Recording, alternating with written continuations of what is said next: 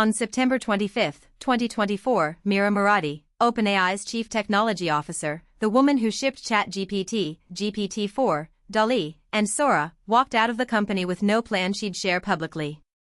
Within weeks, she had $2 billion in committed funding at a $6 billion valuation. No product. No published research. No team. Just her name on a term sheet.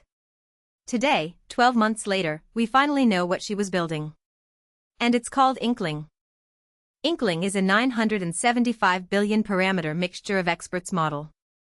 For context, that puts it in the same weight class as GPT-4, Claude Opus, and Gemini Ultra, the absolute frontier of what any American lab has publicly shipped. But raw parameter count is the least interesting number in the announcement. Because on the benchmarks that matter, reasoning, code, math, agentic tool use, Inkling is at or above every US lab except one. Let's talk about what thinking machines actually did differently. Most frontier labs are running on a playbook that's now 3 years old, pre-train on a massive web crawl, do RLHF, scale compute. Murati's team went the other direction. They bet everything on post-training and reinforcement learning from verifiable rewards, the same recipe that made DeepSeek R1 and the Chinese labs so dangerous last year. And unlike OpenAI, they open-sourced almost the entire evaluation harness. Anyone can reproduce the numbers. Here's where it gets uncomfortable for Silicon Valley. Inkling was trained on roughly 1/10 the compute budget of GPT-5.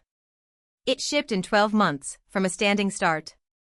Almost none of the senior researchers came from OpenAI's frontier team. Murati explicitly hired outside her old orbit, pulling from Meta, Google DeepMind, and a surprising number of Chinese lab alumni.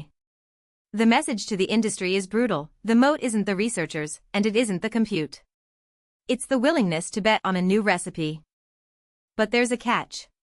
Inkling still trails the top Chinese frontier models.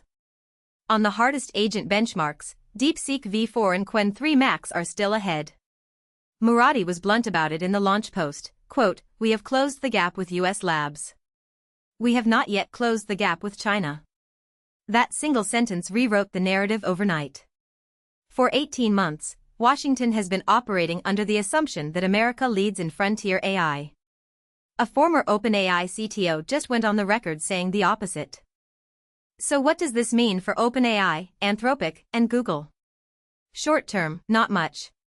Enterprise contracts are sticky, and Inkling doesn't have a consumer product yet. Long term, everything. Because Inkling proves that a well-funded second mover can catch the frontier in a year. Which means every AI startup pitch that used to end with, "But the incumbents will crush us," just lost its punchline. If Murati can do it, the next 20 founders can too. And there's one more twist.